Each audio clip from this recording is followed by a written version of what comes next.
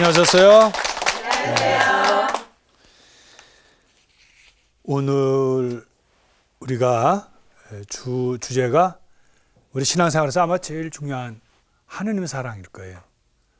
우리가 신덕성, 망덕성, 애덕성 우리 교회가 이미 이렇게 해서 하느님에 대한 향주덕이라 그러죠. 그래서 이렇게 하고 있지만 그러나 성경에서도 우리 삶에서 어떻게 하느님에 대한 사랑을 얘기하는가 사실 좀 중요하면서도 또 우리가 늘 듣는 이야기면서도 사실은 또 좀 어려운 주제예요. 그래서 오늘 하느님의 사랑에 대해서 우리가 한번 이렇게 좀 생각을 해보고 또 하느님의 사랑을 우리가 예수 그리스도를 통해서 어떻게 우리에게 전해지고 있는가 하는 것을 한번 나눠보도록 하죠. 그러면 이제 우리가 그거 하기 전에 여러분 기억나시죠? 우리의 전체적인 우리의 주제에서 긍정적인 그런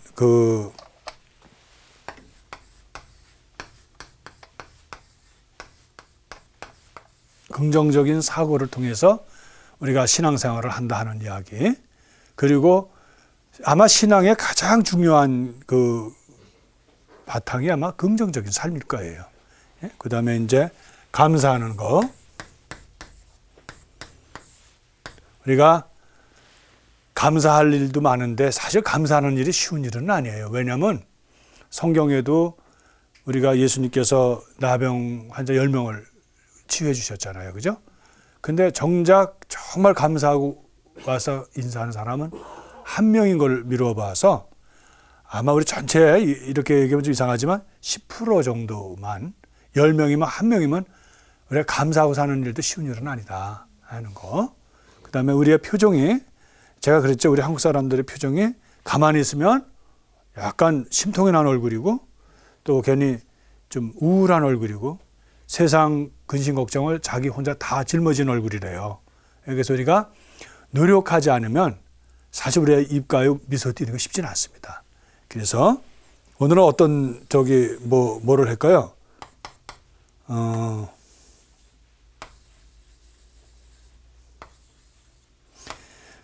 이렇게 살으셨어요? 그 이상하죠? 입 관계가 이러면은 찌그러지고 또 찡그린 얼굴인데 이거를 또 우리는 여러분들하고 우리가 설령 이런 삶이 있다 하더라도 지치고 때로 고통스럽고 어렵더라도 우리 스스로 긍정적이고 감사하는 삶이면 우리도 모르게 아주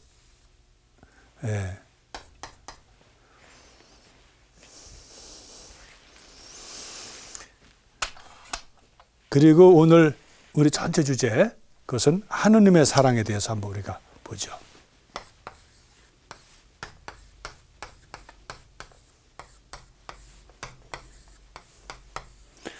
하느님이다. 구약 성서에서는 이스라엘 사람들은 이 말도 잘 안 쓰려고 해요. 야훼라는 말을. 그래서 이건 이제 모음 부호가 잘못되어 가지고 여호와라는데 이제 우리 그 성경의 전체에서는 그게 여호와 하도 쓰지 않으니까 아도나이라고 바꿔줬고 나의 주님, 나의 하느님을 바꿨기 때문에 그리고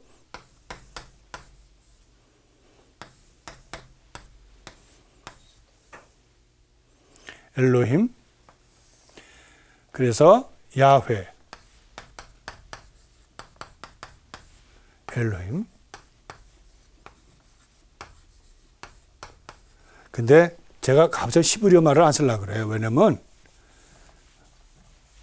자주 오해를 불러일으켜요. 우리 한국말도 있는데 왜 저 신부는 또 척병이 걸렸나 왜 히브리 말로 쓰고 난리야 또 그럴까 봐. 예? 그래서 야훼 엘로힘 또 우리가 주님이라고 또 그러죠. 그죠? 주님 하느님의 이름은 여러 가지로 물론 구약에서는 물론 야훼 또 엘로힘이라는 말이 있는데 우선 제가 이제 이렇게 성경을 이제 같이 공부를 하면서 제일 의문난 점은 하느님의 명칭에 대해서도 참 어려워요.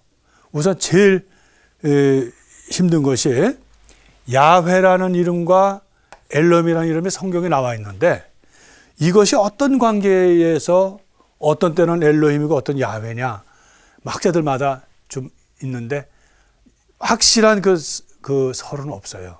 다만 우리가 확인할 수 있는 것은 성경에, 그리고 이스라엘의 그 역사 안에서 신앙의 대상은 하느님은 야훼라고도 불리기도 하고 엘로힘이라고도 불리기도 한다.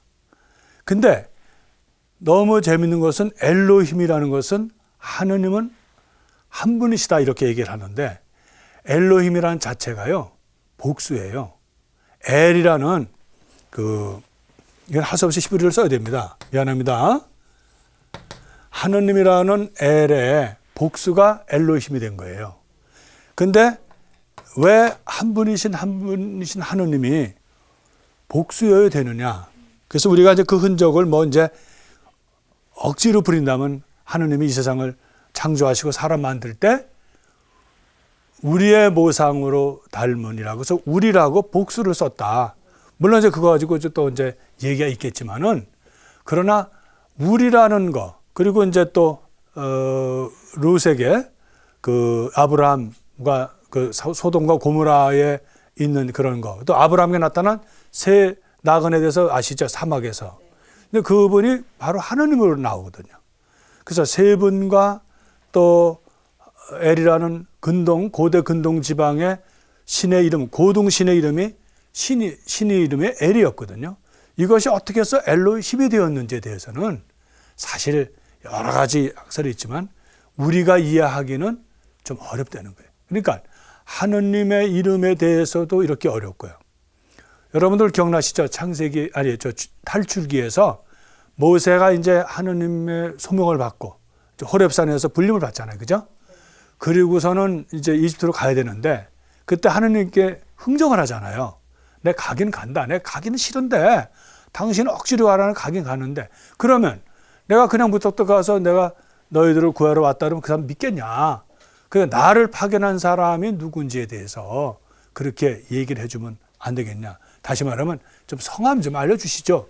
누군지. 그랬더니 하느님 뭐라고 알려줘서 내 이름은 영철이야. 차라리 철수야 이렇게 알려주면 좋은데 안 알려주셔요.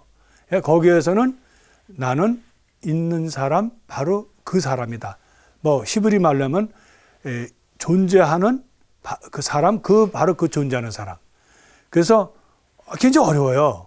그러니까 하느님은 이름보다는 당신이 이 세상에 창조하시고 존재하신다는 그 분을 알려준 거거든요. 그래서 이렇게 하느님 사랑이다. 우리가 이제 신앙의 대상이 되긴 하지만 하느님의 이름과 하느님의 계시해 주신 그런 모든 것을 종합해 보면은 하느님은 신비로운 분이시다. 정확하게 뭐라고 얘기하기가 어렵고 다만 우리가 확실한 것은 구약 성서에서 특히 탈출기를 전후로 해서 또 창세기의 성조들을 통해서 보여주시는 하느님은 그냥 막연한 하느님, 초월자 하느님이 아니라는 거예요. 원래는 우리가 하느님을 사랑할 수가 하기가 너무 힘든 것은 우리의 존재는 유한하잖아요. 그죠? 우리는 보고 만지고 또 이렇게 경험을 해서 우리가 어떤 것을 믿는데 하느님에 대해서는 사실 초월자시기 때문에 우리의 오간에 들어오신 분이 아니거든요. 그런데 다행히도 성경에서 나타나는 하느님은 바로 인간과 함께 걸으시고 또 사막을 함께 여행하시고 또 이스라엘 사람들이 정처 없이 다닐 때는 유랑의 하느님으로 집도 없이 집도 하느님의 길을 사람들이 미고 다니는 그러한 거처로 다니시는 하느님. 그래서 유목 사회의 사람들에 따라서 그 정처 없이 그 목적지도 없이 다니시는 하느님으로 떠돌이 하느님이라고 할 수가 있겠죠. 그래서 그러한 하느님, 다시 말해서 초월자이시면서도 바로 우리에게 다가오신 우리의 삶으로 들어오시는 하느님으로 그렇게 되었다는 것이죠. 그래서 우리가 하느님을 사랑한다. 사실 엄청난 일이죠. 우리의 유한한 우리가 더군다나 내가 부족한 내가 어떻게 거대하시고 우주를 창조하시고 초월적이시고 그렇게 대단하신 분을 내가 어떻게 사랑할 수가 있는가? 그 사랑할 수 있는 건 어떻게 해서 우리 사랑할 수 있었어요? 그것은 바로 그분의 아들이신 예수 그리스도를 통해서 그렇게 해서 우리가 그분을 사랑하게 되는 용기를 가졌고요. 또 세례성서를 통해서 그분의 자녀가 되었다는 거 우리는 다 알고 있습니다. 그죠? 근데 우리가 이제 이렇게 신앙생활을 하면서도 한 가지 우리에게 남는 질문은 우리는 신앙생활을 한단 말이에요. 하느님을 사랑하고 또 하느님을 믿고 하느님께 의지하면서도 과연 우리가 정말 그렇게 하느님을 사랑하고 있는가? 그는 항상 우리에게 주어지는 그런 질문이라는 거예요. 그러면 우리가 이런 주제에 앞서서 한번 우리 여러분들에게 그러면 여러분들이 하느님 사랑에 대해서 한번 생각을 하신 점, 하느님은 우리의 사랑이시고 대상인데 또 신앙의 가장 중요한 그죠? 그 초점이죠. 그러면은 여러분들 한번 질문해도 되겠어요? 하느님의 사랑에 대한 거, 우리가 하느님을 사랑하는 그런 우리의 신앙생활에서 한번 어떻게 하시는지 약간 얘기를 들어보고 그리고 강의를 계속 해볼까요? 예. 저희들이 신앙생활을 하다 보면은 너무너무 하느님을 사랑할 때가 많거든요. 예. 그런데 또 어느 때는 세속에 빠져가지고 살다 보면은 하느님 사랑을 잊어버리고 살고 있어요. 그럴 때는 우리가 하느님을 사랑했는지 안 했는지 그게 좀 알 수 없는 일도 있고 알 수도 있고 그러거든요. 근데 그거 좀 말씀해 주세요. 다시 말하면 이제 우리가 일관성 있게 하느님을 사랑하는 게 못 되고 우리의 그런 들쑥날쑥이 어떤 때는 정말 하느님을 정말 사랑하고 어떤 때는 내가 정말 하느님을 사랑하는 거 맞아? 그렇게 아주 냉담한 그런 우리의 모습을 보게 되거든요. 아마 자매님뿐만 아니라 우리의 모든 사람들의 그 조건이 그럴 거예요. 왜냐하면 무한하신 하느님 또 예수 그리스도의 그런 교류도 우리가 그 역사 안에서 이루어지시는 하느님을 우리가 유한한 또 우리가 이 세상에서 발 딛고 살아가는 우리 여건 속에서 하느님을 살다 보면 하느님의 사랑에 대해서 정말 우리가 갈등을 갖지 않고 사랑한다는 것은 어렵다고 봅니다. 그래서 질문을 잘해 주셨고 저도 오늘 강의의 주제가 좀 어려운 주제이지만 이걸 우리가 한번 좀 이렇게 좀 풀어나가 보도록 하죠. 그러면은 우리 예수님이 우리에게 해주신 아주 큰 그 틀은 보이지 않는 하느님. 다만 우리 여러분 바티칸이나 어디 대성전에 가면은 성부, 성자, 성령이나 삼일체에 대한 그림이 있어요. 근데 보면은 그 할아버지로 나와요. 그죠? 이렇게 이렇게 지구를 놓고 할아버지, 또 비둘기 모양의 성령, 또 예수님의 모습. 그래서 여기에 대해서 한 가지 우스운 얘기가 있어요. 어떤 신부님이 공소에 이제 가서 할머니가 이제 거기 공소에서 우리 이제 어린 시절을 보냈던 분이에요. 그래서 본당에서 이제 설명을 하다가 하느님이 몇 분이시냐 그랬더니 그 할머니 하는 얘기가 보통 우리가 3분이어야 된다 그래서 3이라 그래야 되잖아요. 그랬더니 아마 내 생각엔 2분만 있다고. 그래서 신부님이 깜짝 놀란 거예요. 그런 삼일체를 가르치다가 그래서 아니 할머니 그게 무슨 얘기예요? 그랬더니 확실해 이러더래요. 그래서 왜요? 그랬더니 자기가 어린 시절에 자기 공소에 그림을 그려놨는데 바로 아까 얘기한 그런 지구 이렇게 있고 거기 뒤에 머리가 허여신 성부께서 계시고 또 성령께서는 비둘기 모양하고 있고 그리고 성자께서 있어서 그때가 언제 내가 어릴 때 떠났으니까 그 노인에게 죽으면 죽었지. 에? 지금까지 살아있을 리가 없다. 그래서 자기는 확신한다는 거예요. 그 노인은 죽고 에? 그래서 지금은 성부와 성령만 있을 거다. 이렇게 해서 우스갯소리가 해서 신부님이 한번 당황스러웠다 그래요. 솔직한 얘기죠. 그죠? 근데 그거에 그림을 그려서 표현하지만 사실 성부를 우리가 만나본 적은 없잖아요. 다만 음성은 들었죠. 예수님께서 세례를 받으시고 나오실 때 이는 내 사랑하는 아들. 또 그 높은 산에 올라가셔서 당신 형성을 바꿨을 때, 그죠? 그때도 또 하늘에서 울리는 목소리 때문에 우리가 아는 거죠. 그래서 우리가 이렇게 우리 역사 안에 들어오시는 하느님을 만날 수 있었다는 건 이스라엘의 구약의 역사와 특히 탈출기를 전후로 해서요. 그리고 우리 예수님을 통해서 이렇게 알 수가 있죠. 그런데 놀라운 것은 요한복음에 쭉 그런 초대 우리 교회의 신앙을 또 신학을 전해주고 있어요. 요한복음이요. 다른 마태오, 마르코, 루카는 우리가 공간복음이라고 하잖아요. 그리고 아마 좀 몇십 년 후대, 그래서 우리가 보통 요한복음에 쓰여진 것은 기원 후 한 100년을 전후로 써졌다 이렇게 보고 있습니다. 그러면 이미 우리 초대교회가 신학이 정립되고 또 성모님에 대한 신앙도 이미 정립이 됐어요. 그리고 우리 초대교회의 모든 것이 또 성사에 대해서도 이루어지고요. 그래서 우리 교회가 보이지 않는 하나님의 은총을 구체적으로 보이게 해주기 위해서 우리가 칠성사라고 해서 우리가 하고 있잖아요. 그죠? 우리 교회의 가르침에 대해서. 그러니까 우리는 보이지 않는 것에 대해서 믿는다는 건 너무 어려운 거예요. 그래서 예수님이 바로 필리포가 그랬잖아요. 필리포가 뭐라 그랬어요? 이제 예수님께 이제 우리에게 하나님 아버지를 우리에게 좀 보여달라고 예수님께 청하니까 예수님 뭐라 그랬어요? 야 필리포야, 이토록 오랫동안 네가 나를 보고 또 같이 있었는데 어떻게 이제 와서 하느님을 보게 해달라니? 나를 보는 것이 하느님 아버지를 보는 것이다 해서 예수님이 그렇게 해서 당신 자신을 아버지와 아들 간의 일치를 보여주시잖아요. 요한복음은 그렇게 일치할 수가 없어요. 정말 사랑이신 관계, 또 아버지 없이 못 사는 예수님 모습. 그래서 예수님을 통해서 하느님 아버지의 모습을 보여주셨다고요. 그래서 우리가 오늘 예수 그리스도를 통해서만이 하느님의 사랑이 완성된다는 거예요. 우리가 구약에서는 어떻게 돼요? 하느님의 그런 사랑. 그래서 신명기에서 6장 5절에 너의 온 셔마 이스라엘이라고 들어보셨죠? 이스라엘 들어라. 셔마. 명령형이죠. 너희들 들어라. 오늘 내가 너에게 명령하는 이 말을 가슴에 새겨라. 너희는 집에 앉아있을 때나 길을 떠날 때나 누웠을 때나 항상 이 말을 거듭 들려주라는 거예요. 그게 뭐냐면 너의 마음을 다하고 너의 목숨을 다하고 힘을 다해서 너의 하나님을 사랑해라.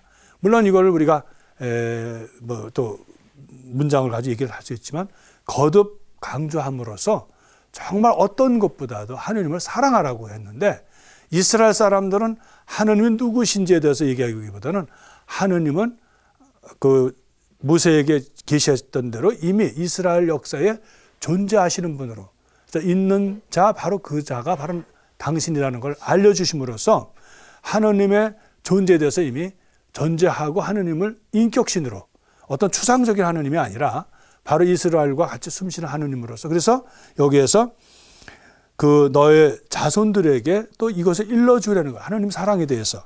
그래서 이게 사실은 여러분이 많이 들었던 탈무드 있죠. 그래서 탈무드가 원래 토라에 대한 해석을 어떻게 하느냐. 그게 너무 어려우니까 실생활에서. 그래서 처음에는 미드라시라는 걸 해서 했는데 이게 너무 어려운 거예요. 미드라시가. 우리가 기회 있으면 한번 다시 또 할 기회가 있을 거예요. 탈무드에 대해서. 그래서 미드라시를 하다가 또 그것을 더 하다 보니까 미시나라고 또 미시나. 그래서 미시나에서도 이제 그걸 또 이스라엘 사람들은 대단한 사람들이에요. 성경을 자기의 삶으로 다시 재해석해서 적용하는데 그게 대단하게 많은 거예요. 그래서 거기에 그마라라고 또 미시나를 또 더 세부적으로 설명해 주다가 보니까 그래서 그것이 집대성한 것이 이제 팔레스틴 탈무드 또 바빌론 탈무드인데 우리한테 지금 전해지는 것은 바빌론 탈무드예요. 그런데 그러한 것의 기본을 이룬 것이 오늘 우리가 셔마 이스라엘이라는 하느님의 사랑에 대한 것, 하느님의 사랑을 자자손손이 이것을 가르쳐주고 이끌고 또 깨우치게 하라는 뜻이었거든요. 근데 이스라엘 사람도 이것을 굉장히 중요시 여기합니다. 또 성서에 아마 제일 중요한 말씀일 거예요. 하느님 사랑. 오늘 우리가 다루는 주제가 사실 우리 신앙의 가장 기본이 되고 바탕이 되는 거 아니겠어요? 그래서 사실 저도 말씀드리기 좀 조심스러워요. 또 어렵고요. 가장 쉬운 것 같으면서도 가장 어려운 것이 하느님에 관한 거라고요. 근데 여기서 예수님은 당신의 삶을 통해서 바로 하느님의 사랑을 우리들에게 깨우쳐 주신 것이죠. 여러분들 예수님이 돌아가시기 전에 제자들에게 이제 내가 너희들에게 새로운 계명을 주겠다.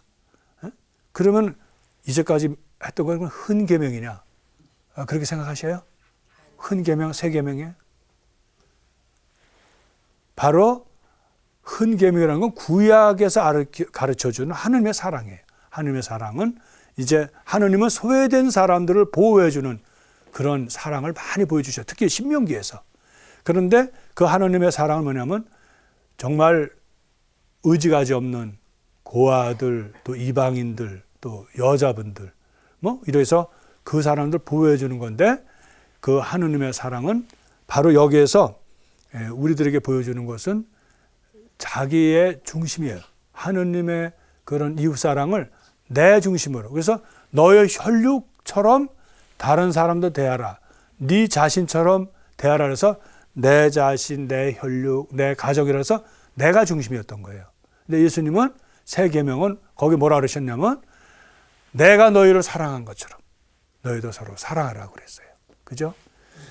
그래서 이렇게 하느님의 사랑에 대한 이야기가 많이 있는데 오늘 이제 우리가 같이 할 수 있는 것은 하느님의 사랑을 이렇게 큰 태양이잖아요. 그죠? 태양인데 우리가 여기 우리가 있어요. 근데 태양에 가까이 가면 죽잖아요. 근데 하느님의 창조물이죠, 태양도. 그래서 이것은 특히 예언자가 주로 썼던 이야기 중에 그 이집트의 신의 태양을 숭배하고 지금 뭐 우리 뭐 전 세계적으로 태양을 숭배하는 나라도 있잖아요. 태양신. 그런데 태양은 사실 신비로워요. 하느님이 창조해 주셨지만 몇만 년을 어떻게 꺼지지 않는 게 희한하지 않아요? 여러분 저기 가스불도 뭐 어느 정도 쓰면 끝나잖아요. 근데 이게 가스불에 비교하면 아마 대단할걸요. 안 꺼지니까. 왜 안 꺼지는지 몰라요. 그런데 우리가 하느님 사랑을 태양에다 비교하면 태양은 멀리 있지만 항상 그 우주를 향하고 있고 특히 지구를 우리가 뭐 이제 우리가 사니까 우리 중심이 돼야 되니까 지구를 향하고 또 지구에서도 모든 생명을 주관하잖아요. 그런데 지구에서 우리의 삶이라는 게 날씨라는 게 항상 좋은 건 아니잖아요. 그리고 또 우리 겨울에는 태양이 없는 것 같아요. 왜? 나무들 보세요. 다 죽어 있는 것 같고 정원의 풀도 다 말라버려 있잖아요. 그런데도 우리는 그런 날이 흐리거나 폭풍 큰 천둥 번개가 치고 뭐 날이 굵고 비가 오고 또 어제같이 궂은 날에 비가 아니 눈이 막 펑펑 쏟아져도 우리는 한 가지 뭐가 있어요. 태양은 있다는 거지. 해는 언제든지 있다는 거예요. 우리가 그걸 의심하진 않잖아요. 그거와 마찬가지로 우리의 신앙생활도 우리 자매님이 얘기했지만 이렇게 늘 하느님을 사랑한다는 것은 있고 또 어떤 때는 또 하느님의 사랑에 우리가 너무 감동할 때도 있어요. 그런데 어떤 때는 하느님의 사랑을 우리가 못 느낄 때도 있다는 거예요. 그래서 이제 영성에서 그것을 영성의 메마름이라, 영성의 사막이라고 그래. 그러니까 우리가 항상 하느님께 충족돼서 기쁘고 감사하는 일만이 아니라는 거예요. 그러면 태양도 마찬가지로 이렇게 겨울이 지나가고 어느 날 또 보면은 그 비가 온 것이 태양을 잊어버리게 하더라도 그 비 온 것이 바탕이 돼서 우리가 새싹이 돋고 나무에 또 꽃을 피우고 그러잖아요. 예? 그러니까 우리가 항상 사막에처럼 해만 찐다면은 아마 많은 게 말라 죽을 거예요. 사막에 지금 거의 죽음이라 그러잖아요. 그죠? 그런데 마찬가지로 그 추운 겨울이 또 봄에 더 빛나게 이렇게 우리가 되듯이 우리의 신앙도 정말 우리가 항상 하느님께로 향하는 사랑이 변화만 없다면 바로 하느님은 우리를 잊어버리지 않으신다는 거예요. 우리를 항상 이렇게 햇볕을 쏘여서 생명을 이룩하듯이 우리의 신앙의 삶도 변화를 항상 지켜주신다는 거예요. 그래서 좀 이해가 조금 됐는지 몰라도 태양은 이듯이 하느님도 우리의 신앙의 대상이지만 우리가 지구하고 태양이 얼마나 멀어요. 우리 확인해 봤어요? 태양이 이렇게 생겼다? 몰라요. 그러나 태양이 있다고 생각하듯이 아까 우리가 하느님에 대해서도 뭐 이름도 잘 이렇게 이름도 몰라요. 그리고 또 괜히 왜 댄서의 순장에 사는 거죠. 그래서 이름도 몰라요, 성도 몰라요. 사실 우리 하느님도 이름도 몰라, 성도 몰라요. 그럼에도 불구하고 이스라엘 사람들을 확고하게 믿었던 그런 역사, 구원의 역사 안에서 하느님이 어떤 분이시다. 더군다나 예수님이 우리에게 아버지 하느님에서 확실하게 아빠라고 또 불러줄 수 있도록 우리를 초대해 주셨다는 거예요. 그래서 이게 사실 놀라운 일이라는 거예요. 우리가 어떻게 감히 하느님을 사랑하겠냐는 거예요. 더군다나 보이지 않는 하느님을 믿는다는 것은 그 자체가 코드가 어렵다는 거예요. 그러니까 당연히 어려운 건 당연하다는 거예요. 그래서 여기서 요한복음에서 잠깐 더 보면 요한복음 이제 마지막 부분에 이제 이 복음을 쓰는 이유에 대해서 얘기를 합니다. 그 쓴 이유는 바로 예수 그리스도가 하나님의 아들이심을 이제 증명하고 그 하나님의 아들이심을 메시아로 받아들인다면 구원을 받는다. 영원한 생명을 받는다. 그래서 그렇게 구원을 받게 하기 위해서 이 글을 씁니다라고 그 우리가 저자는 이제 요한복음 사도가 썼다고 이렇게 얘기를 하죠. 요한 사도가 썼다고 보고 있는데, 그런데 여기서 여러분들 요한복음을 가서 한번 숙지해 드릴게요. 요한복음의 그러니까 최근으로 우리로 봐서는 최근이지. 예? 보통 이제 우리가 우리 마태오, 마르코, 루카인데 순서는 원래 마르코가 원 마르코라는 게 있을 거라고 추정을 해요. 근데 그것보다도 더 후대에 쓰여져 있는데 보면은 확실한 것은 예수 그리스도의 그런 신성에 대해서, 인성과 신성에 대해서 정확하게 얘기해 줬다는 거예요. 그럼 예수님은 사람들은 인성에 대해서는 이해를 해요. 인간에 대한 그분이 뭐 먹고 마시고 제자들과 어울려 다니고 가르치시고 기적을 하시고 이건 다 받아들이는데 그분이 하느님의 아들이시다라는 걸 안 받아들이는 거예요. 그래서 그 요한복음을 여러분을 펼쳐놓고 이렇게 보면은 얼마나 많이 예수님을 배타적으로 받아들여요. 안 받아들여요. 그래서 요한복음 마치 예수님 받아들이는 사람과 예수님을 배타하는 사람을 나눠 있는 것 같이 느껴질 정도로. 심지어는 집안 식구들이 예수님 미쳤다고 잡으러 나가고 그런 것도 나오잖아요. 근데 고향에서 배타적이고 또 유대인들에게 배타적이고 예수님을 생각하면 우리가 사실 용기를 가질 수가 있어요. 왜? 가장 이해해 줄 수 있는 사람들이 이해를 안 하는 거예요. 여러분들 내가 사람들 이해를 받게 원한다면 잘못됐다는 거예요. 아마 나를 가장 이해해 줄 수 있는 것은 어머니 한 분일 거예요. 이 세상에서. 왜? 사실 부부도 살다 보면 때로는 타인처럼 느낄 때가 있단 말이에요. 그럼 부부도 늘 붙어서 같이 있는데도 잘 모르고 그렇게 지낼 때가 있다면 나를 안다고 해서 우리가 뭐 동창이다, 뭐 같은 본당의 신자다, 뭐다 해가지고 우리가 함부로 묶어서 잘하는 것처럼 판단하잖아요. 근데 사실 잘 몰라요. 오래 지내고 같이 편할 수는 있어도 그 사람을 정확히 알 수 있는 것은 모르는 이유는 왜 그런지 아세요? 때로는 내가 나도 잘 모르겠다는 거예요. 그죠? 그래서 오늘 예수님을 받아들이냐 안 받아들이냐, 우리 하느님으로 받아들이냐 안 받아들이냐는 그 요한복음에서 가장 중요한 주제 중 하나라는 거예요. 계속 배타적입니다. 그러면은 오늘 이제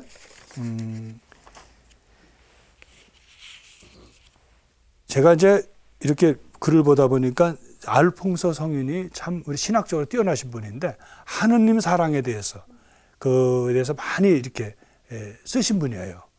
우리에게 또 많은 표양을 보여주셨고요. 근데 거기에 이런 기도가 있어요. 오 나의 하느님, 당신만을 바라보고 당신의 사랑을 위해서 모든 것을 포기하는 사람은 얼마나 행복합니까? 사실 이 말을 나오기 힘들어요. 우리가 이런 경지가 되기 위해서는 정말 전혀 하느님을 사랑해보지 않고서는 이런 말이 나올 수가 없거든요. 그리고 나중에 하느님을 사랑하는 것이 어디도 결론되냐면 하느님을 찬미하는 것으로서, 하느님을 찬미하고 또 하느님의 사랑에 대해서 고백하는 것으로 되는데 이 알퐁소 성인께서는 그런 것을 많이 작품을 보여주셨어요. 그래서 우리에게 길잡이를 주시는 거죠. 하느님의 사랑이 이런 것이다는 거. 그래서 알퐁소 성인 들어보셨죠? 네. 저도 이번에 대해서 많이 이렇게 읽어보지만 참 감탄해요. 어떻게 하느님의 사랑을 저렇게 해줄 수가 있을까 하는 거. 안 되겠네요. 내가 저 얘기 하나 더 해드려야 되겠어요. 예수님과 관련돼서 요즘에 시즌이 그 순례 다니는 분들이 많더라고요. 근데 이제 요셉이라는 사람이 이제 순례단에 끼어가지고 내가 갈릴리 호수 가면 한번 베드로처럼 한번 걸어보겠다. 그래서 기도를 한 거예요. 예수님, 참을 나는 당신을 사랑합니다. 나의 모든 거, 여지껏 당신이 날 알잖아. 내가 당신을 사랑하는 거. 그러니까 나도 한번 걸어보게. 물에 걸어보는 게 원입니다. 이랬어요. 그래서 이제 어떻게 해서 이제 예루살렘 들렸다가 베들레헴 들리고 그러다가 이제 마지막에 갈릴리 호수로 갔어요.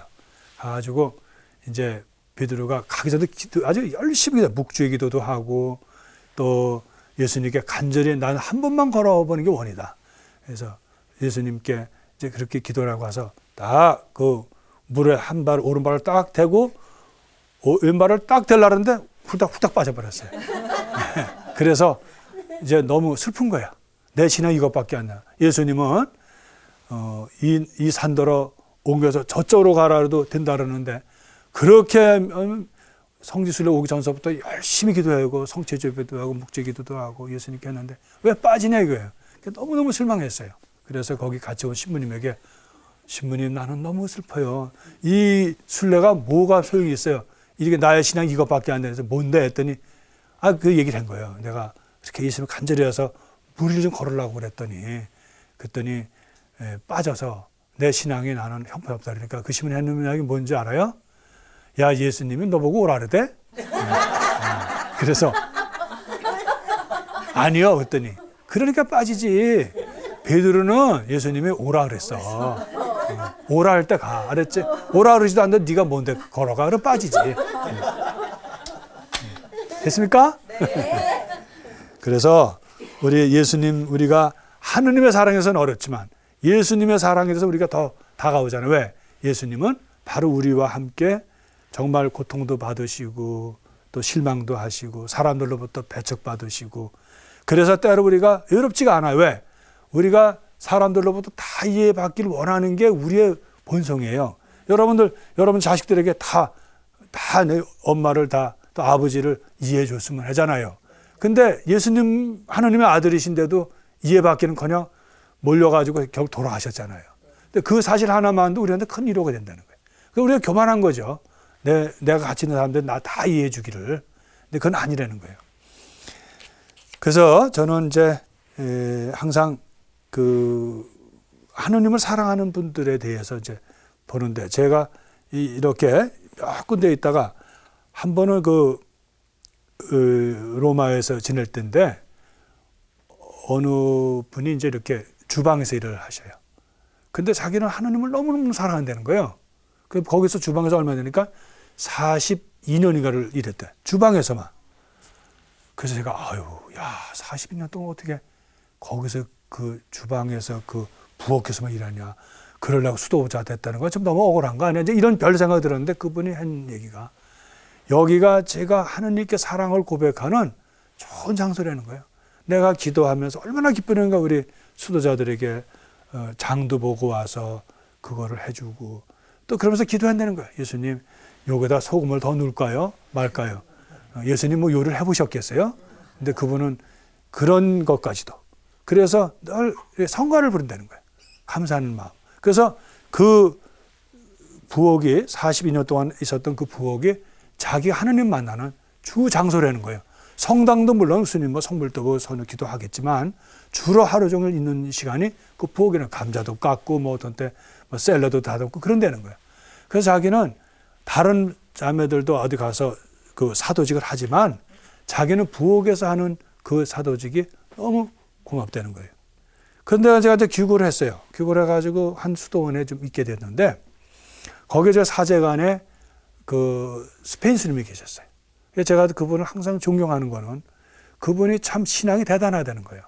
그래서 우리가 그 유럽이 지금 신앙이 없어진다. 그건 큰일 날 소리예요. 왜냐하면 2000년 동안 교회의 역사를 담아왔기 때문에 그 하느님에 대한 사랑, 교회에 대한 사랑의 그 뿌리는요 대단한 거예요. 근데 그분을 이렇게 이제 뭐 저 사제관에서 뭐 식사도 해주시고 뭐 이제 세탁도 해주시고 그러는데 그분의 주로 일은 밭에 나가서 포도 그 나무 심어가지고 가꾸는 거, 또 김 매는 거, 또 자매들 위해서 그 주방에 가서 또 그분도 요리를 잘하셔요. 그래서 그거 뭐 스파게티 뭐 지금 잊어버렸는데 그 스페인의 그 노란 색깔 나는 무슨 그런 음식이 있어요. 그것도 잘하셔요. 저도 그 덕분에 몇 번 먹었는데 그분이 그거 할 때 보면 재밌는 게 거기 있는 수련자들이나 자매들이 그분을 보면 너무너무 기쁘다는 거예요. 왜? 노래를 하시면서 성가를 하면서 하신다는 거야. 그런데 성가를 아주 잘하시면 감격을 안 하는데 너무너무 못한다는 거예요.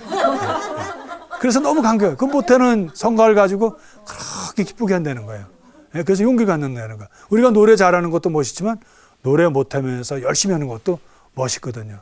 우리 신부 중에 하나가 민들레라는 노래 있습니까? 옛날에 좀 한 몇 년 전에 들어간 민들레. 네, 그 노래를 제가 그 신부가 어느 날 어느 모임에서 부른다 너무 열심히 불렀어요. 야, 그래서 그 노래 진짜 잘하는가 했는데 다음번에 어느 교회에서 그 신부 불렀는데 완전히 곡이 틀려. 그래서 뭐 제 2부에 그런 또 민들레 뭐 그러는가 했더니 거기 있던 한 노래하는 신부님이 야, 노래 그따구로 하지 마라. 그러면서 부르는데 이거는 첫 번째, 두 번째 거 다 틀려. 근데 제대로 했는데 그게 제대로인데 첫째, 둘째 더 마음에 드는 게 그 신부님이 할 때마다 열심히 하는 거예요. 곡도 틀리지만 그 뭐래죠? 그 글도 그 내용도 바꿔서 불러요. 네. 그래서 음치의 3대 요소 중에 하나가 끝까지 부른다음에 한번 시작하면. 근데 그 신부님이 그래요. 근데 뭐든지 열심히 하는 게 좋더라고요. 얘기가 새길로 나갔습니다만은 그래서 그 수녀님을 바라보고 두 분, 한 분은 주방에서 열심히 했었던 분, 한 분은 사제관에서 그래도 주방에서 또 밭에서 일하시는 그분을 바라보면서 하느님의 사랑을 배우는 거예요. 그분들 통해서. 그분들은 못하는 성가를 어떻게 공교롭게 해도 두 분 다 열심히 하시는데 노래는 되게 못하는 거야. 곡이 제대로 맞지도 않아. 근데도 자기 나름대로 기도를 하는 거야. 거기서. 그리고 화살 기도 이렇게 많이 하더라고요. 예. 아이고 예수님, 우리로 번역하면은 이제 뭐 이태리만 스페인말로 하시는데 아이고 예수님, 당신을 사랑해요. 이게 주로 많은 얘기고. 예? 근데 그걸 아주 그대로 하느님 사랑을 그때그때 고백을 해요. 그럼 저도 모르게 혼자 하느님을 사랑해요. 그러면 예수님이 야, 그 뭐 어색하게 또 하냐? 그러실 것 같다 했는데 차 타고 가다가도 나도 모르게 그렇게 하니까 하느님의 사랑에 대한 고백을 하게 되더라고요. 그래서 우리가 옛날에 지금은 그걸 강조하는지 몰라도 화살 기도를 많이 강조했어요. 그때마다 하느님께 사랑을 고백하고 그래서 화살은 뭐예요? 사랑의 것을 하느님을 향해서 쏘라는 거 아니에요. 그죠? 그러니까 우리가 유한한 우리죠. 우리는 사실 힘들고 어려워요. 근데 그런 가운데서도 하느님을 사랑한다는 거, 그것이 제일 중요하다는 거예요. 예수님도 바로 우리가 그걸 가르쳐 주셨어요. 여러분들 제가 이런 얘기하면 욕할 거죠? 또 군대 얘기하면. 아니요. 저 신부는 군대 얘기 빼놓으면 할 거 없나? 군대 다음엔 로마에서 지내던 얘기. 근데 아마 그게 제가 사제 생활을 첫 번째 했던 게 군종이라서 그런가 봐요.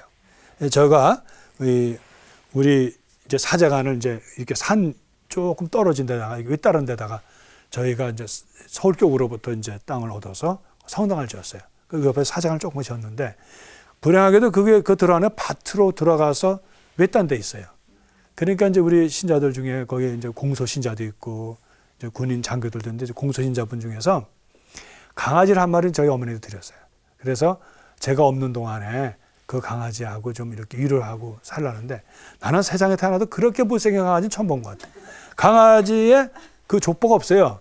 전 이제까지 살아오면서 강아지 뭐 어디 진돗개 얻은 거 한 번도 그걸 길러본 적이 없어요. 전부 어디 이상하게 생긴 뭐 강아지들. 근데 여기 눈탱이 하나는 까맣고 여긴 또 이거 눈도 잘 맞지도 않나. 근데 그 강아지의 매력은 그 강아지 이름이 뻐덩이에요. 네. 근데 얘가 입을 다물면 이렇게 이가 이렇게 어긋나나 봐. 밑에 이가 튀어나와가지고 입을 제대로 닫지 못해요. 그래가지고 제가 지금 30년 넘어가도 그 뻐덩이 읽지 못하잖아요. 왜냐하면 그놈이 해는 짓이라고 뭐냐면 눈이 오거나 비가 오면 그 사제관하고 성당 주위에 흙탕을 다 돌아다니다가 딱 제가 가서 집 차서 내리면은 달라붙어가지고 그걸 막 해서 바지가랑에다 흙을 진탕을 치니까 누가 빨아 저 어머니 빨지. 그리고 어머님은 아유야 그거 좀 가까이 가지 말라 그러는데 저는 그게 너무 이쁜 거야. 그래서 그놈이 또 털갈이를 이렇게 요란하게 털도 별로 좋지도 않으면서 그래서 그걸 갖다 묻혀요 막. 그러면 저희 어머니 와서 딱 뛰고 그러는데 왜 그 강아지가 그렇게 기억나냐면 그렇게 주인을 좋아할 수가 없어요. 그냥 좋아해서 어쩔 줄 몰라 매달리고 자기 딴에는 아주 반가워서 한다는 얘기인데 그래서 그때 배운 거는 뭐냐면 우리가 하느님 사랑이 우리가 자격 있어 하느님 사랑하는 거 아니다. 그리고 왜 예수님 그러잖아요. 너희들은 깨어서 기도하라 그러잖아요. 그죠? 그것이 우리가 하느님 사랑하는 사람의 가장 표본이에요. 모범적인 답안이라고. 깨어서 기도하는 거. 우리가 세상에 살면서도 아까 하느님 사랑하는지 많은 이제 하는 위험도 있지만 우리가 제일 중요한 것은 하느님을 사랑하는 거거든요. 근데 그것도 항상 깨어서. 근데 그놈은 그 사제관에서 멀리 이렇게 길이 나 있는데 저희 어머님이 제가 이제 전방에 최전방에 이제 미사하고 들어오고 그러면 한 11시 12시 돼요. 다 거기 갔다 멀어요. 그래서 들어오면은 저희 어머니는 문간에 나와 계셔요. 예? 항상 그 이상하게 옛날 어머니들은 푹 기도를 그렇게 하셔요. 아들을 기죽이려 그러나 봐. 내가 이만큼 열심히 기도하니까 열심히 해라고 은근히 압력을 넣는 건지. 그러면 어떻게 하시냐면 이놈이 알아요. 그 하루에도 뭐 얼마나 많이 다니겠어 차가. 근데 그놈은 자기 주인 그 차 소리를 알아요. 못생겼고 뻐덩이 일망정. 그러면 중간에 와서 막 짖어요. 그러면 이제 내가 오면은 막 차를 따라오면서 짖고 대면 아까 그 똑같은 매일 반복되는 거 문질고 흙탕물 튀기고 그래가지고 아주 지저분하게 만드는데 하루 종일 지쳐있다가 그놈이 그렇게 와서 매달면 정말 너무 반가운 거예요. 그래서 하느님도 내가 비록 죄인이고 부족하고 뻐덩이같이 못생겼어도 정말 매일 하느님을 사랑합니다. 하느님 못 잊어요. 하느님이 나의 모든 겁니다. 이스라엘 사람들 있잖아요. 온 마음을 다해서 온 정성을 다해서 온 힘을 다해서 하느님을 사랑하는 것처럼 우리가 하느님을 정말 사랑하는 그런 마음이면 때로 우리가 부족할 수 있어요. 또 잊어버릴 수도 있고 그래도 하느님은 우리를 기억하신다는 거예요. 근데 우리 이렇게 오해할 수 있어요. 그러면 우리가 하느님을 그렇게 사랑하는 것만큼 하느님 나를 사랑하시겠지. 그건 아니에요. 왜? 여러분들 부모의 마음인 것 같아요. 하느님은 여러분들 아버지가 어렵게 와서 이제 나가서 직장에서 일을 하고 돈을 이제 다 이제 만 원에다 바쳐서 이제 그 가정을 꾸려나가요. 근데 어느 날 아버지가 이렇게 앉아있으면 아기가 이렇게 과자를 하나 가지고 아빠 입에 넣어줘, 아빠. 그럼 아버지는 돈으로 따지면은 한 몇백만 원 갖다 주고 그거 하나 얻어먹는 게 얼마 될까? 그 뭐 돈으로 따질 수 없지만 비교가 안 되잖아요. 그 과자 쪼가리 하나 얻어먹는데 그렇게 행복해 한다고. 하느님도 그러시다. 우리를 창조하시고 우리 이끌어주시고 우리 사랑으로 만들어 주셨지만 우리는 딴전을 부리고 또 우리가 하느님께 바쳤도 얼마나 바치겠어요. 그러나 하느님이 제사에도 하느님은 지겨워하신다 그러잖아. 이제 제사는 난 싫다. 정말 부서지고 깨진 마음 그걸 원한다. 그게 뭐냐면 정성. 내가 고통받고 어렵고 정말 부서지는 그런 삶일망정 내가 하느님께로 내가 하느님을 사랑합니다. 주님을 사랑합니다라고 하는 그것이 아름답다는 거예요. 그래서 우리가 용기를 갖는 거는 우리가 하느님을 사랑해서 하느님을 우리 사랑하는 게 아니라 하느님은 어머니 또 아버지처럼 우리를 이미 사랑하고 계신다는 거예요.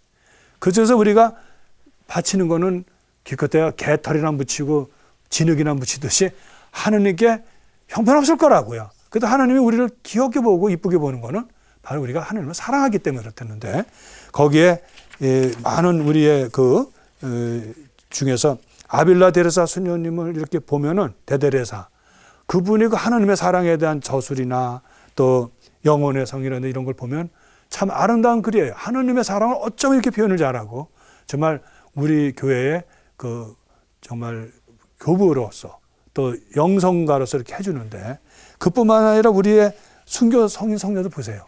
또 성인들 보세요. 어쩜 그렇게 하나님을 사랑하고 있는지.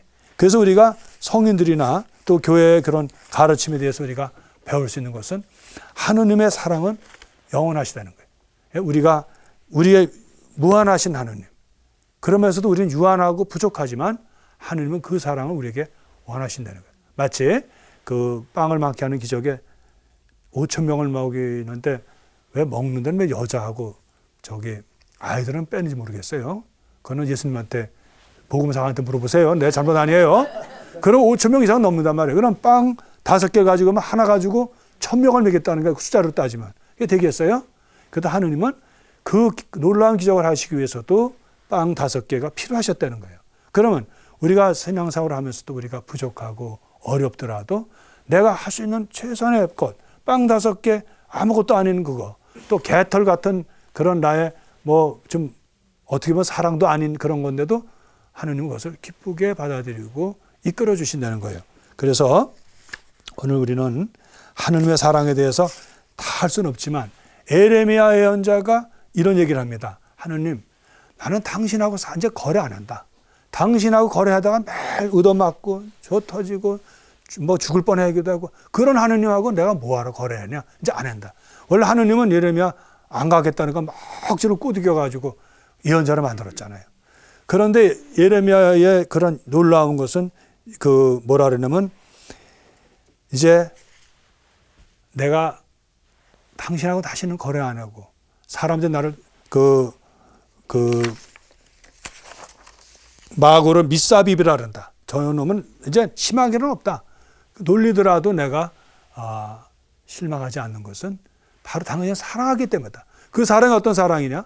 내 뼛속까지 새겨준 당신의 사랑 때문에 어쩔 수 없이 또 당신이 하시라는 그 복음을, 그 하늘 말씀을 전한다 하는 얘기예요. 그거는 우리가 그 예레미야가 그 20장에 나오는 건데 특별히 9절에 이렇게 나와요. 그분을 기억하지 않고 더 이상 그분의 이름을 말하지 않으리라 작정하여도 뼛속에 가두어둔 주님 말씀이 이 심장 속에 불처럼 타오르니 제가 그것을 간직하기엔 지쳐서 더 이상 견딜 수가 없다. 어떤 견딜 수? 하느님의 사랑으로. 그러니까 내가 예수님도 하느님의 아들이신 것을 보여주시고 하셨다가 결국 그 고통을 당하신 거 아니에요. 그죠? 그러니까 예수님의 삶을 우리가 예레미야 예언자도 그렇고 예수님의 삶에서도 하느님의 사랑을 보여주는 그 가장 극치는 바로 예수님의 삶을 함께 참여한다는 거죠. 그러니까 겟세마네에서 예수님이 이 잔을 내게서 멀리 해달라고 하는 그런 고통이 있다는 거예요. 인간이 갖고 있는 한계가 있기 때문에 거기에는 모든 질투와 또 배타적인 거, 또 미움과 모든 것이 되어 있잖아요. 그럼에도 불구하고 하느님은 그런 속에서도 당신을 보여주시고 우리를 사랑을 이끌어 주신다는 것이죠. 그래서 오늘 사실은 좀 더 하느님에 대한 사랑을 좀 하고 싶었어요. 근데 기쁜 거는 아무리 해도 하느님 사랑을 내가 못 한다는 거예요. 그걸 여러분 보여드리는 거예요. 이렇게 부족하게 하느님 사랑을 나아감을 해야 돼요. 그러니까 우리가 결론은 부족하고 내가 또 때로는 죄인이고 또 하느님을 사랑할 자격이 없다 하더라도 우리에게 남는 것은 그 영원하신 하느님을 늘 우리가 찬미하고 사랑하고 그분께로 끊임없는 그런 사랑을 우리가 고백하고 찬미하도록 해야 된다는 거. 아마 우리의 신앙의 제일 중요한 일이라고 보겠습니다. 하여튼 한 주간 또 잘 지내시고 열심히 하느님을 사랑하고 우리 이스라엘 사람에게 보여주셨던 하느님의 사랑 또 예수님 그리스도를 통해서 보여준 하느님의 사랑을 우리도 나누면서 또 멋있는 한 주간을 보내도록 하시죠. 감사합니다. 네.